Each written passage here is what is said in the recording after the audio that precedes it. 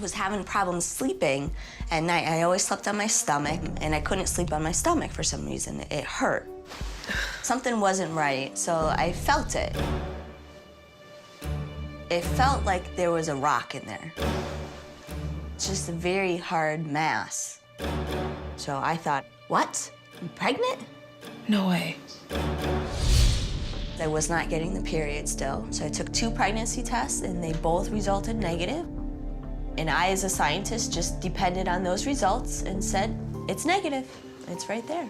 And then I was like, oh my gosh, what could this be in my stomach? I think naturally my first thoughts were something along the lines of cancer.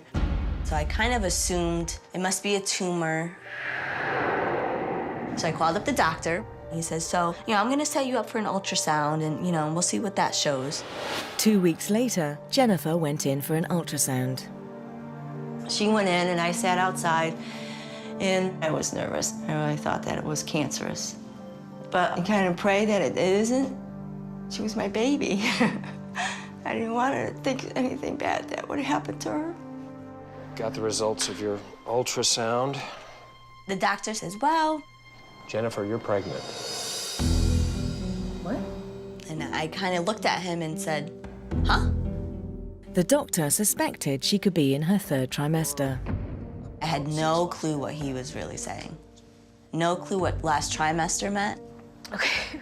I felt relief, I think, at first, because it was not cancer or a tumor.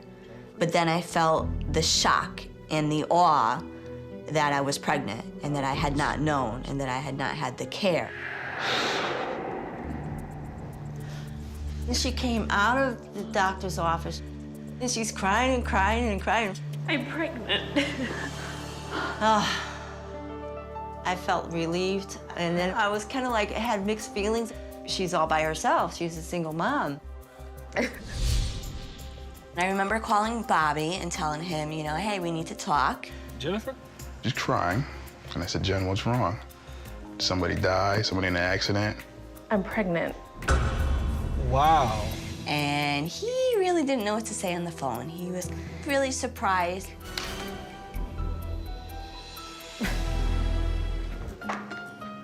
Not knowing if she could count on Bobby, Jennifer starts to prepare herself to go it alone. That afternoon, I went home and I was doing research online. I was getting books, I was getting magazines, whatever kind of information I could get.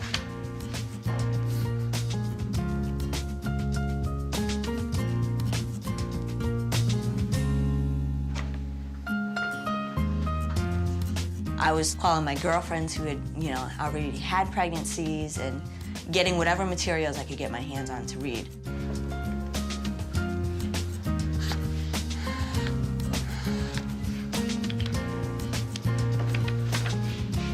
That scientist in me was just like, I need to read what's going on because I had no clue.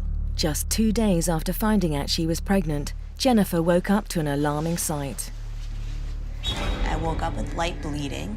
I was very concerned because I knew that this wasn't normal. So I called up the doctor, and they said, well, come down to the emergency room. Jennifer's mum rushed her to the local hospital. I was very scared because I thought that she was going to lose the baby.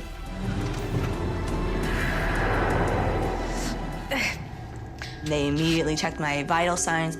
Blood pressure was 180 over 90. And my blood pressure was very, very high. Possible preeclampsia? They said severe preeclampsia. Preeclampsia is a condition found in some pregnant women. It can cause elevated blood pressures. The elevated blood pressures can cause strokes in the mother, and it can also lead to problems with the placenta and death of the baby. They were literally measuring bones of the baby to try to get an idea of how far along I was because they still had no clue. The doctor's best guess was the baby wasn't developed enough to be born healthy. At this point, the baby was turned, so they really couldn't get any measurements as to how big the baby was or how far along I was. I feel like you should just have some bed rest. They wanted us to try to keep the baby in for weeks if we could, because we didn't know the size and state of his or her lungs. So we're just gonna take you to a room, let you get some rest. Okay. I think my water just broke. I kind of felt like This must not be good because that's the baby's protection. I was told that the baby was in distress, the baby's heartbeat was racing, and they said, well, you're gonna be delivering tonight. All right, prep L&D 1. We're gonna have to get her in delivery right away. Oh, wait, I thought you said I had to wait a few more weeks. We don't have a choice. This baby's coming tonight. It was just such a fear as to what was gonna happen when I had the baby. I didn't know how big it was gonna be. I didn't know if it was gonna be healthy. Fearing the worst, Jennifer reached out to her ex-boyfriend, the baby's father. Bobby, it's Jennifer.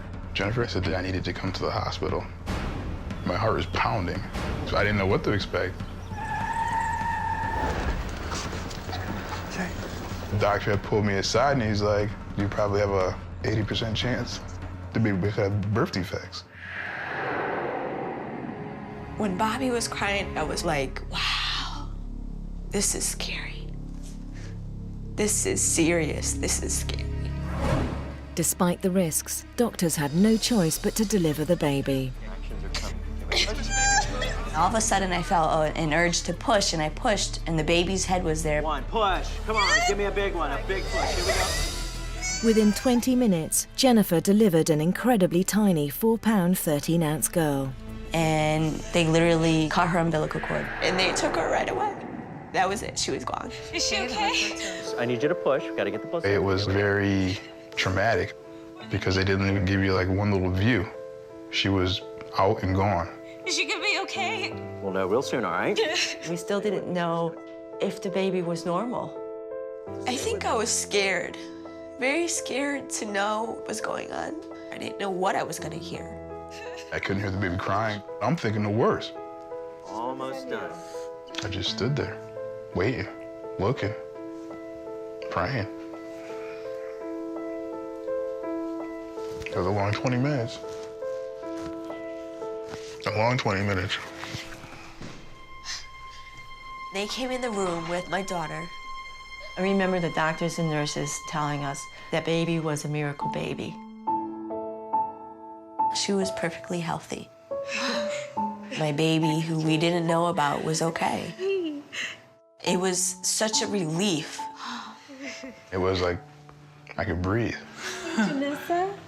And she just had the cutest little face.